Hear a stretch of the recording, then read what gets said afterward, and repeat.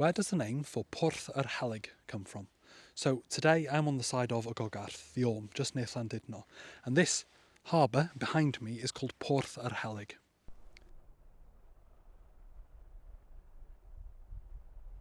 So the name is made of three parts. First we have Porth, which means a harbour or an inlet or pretty much anywhere that you can land a boat. Then we have which means the.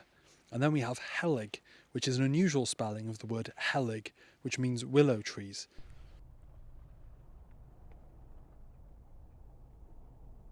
Now, one of the things I really like about place names is that sometimes you can find out information about the environment from times long ago. At the moment, there are no trees around it, let alone willow trees. But at some point, it would make sense if it did have willow trees around it. And if we're wanting to sort out the environment and to rewild places, then it's information in place names like this that can help us do that in a way that's more natural to how the area actually used to be before human intervention.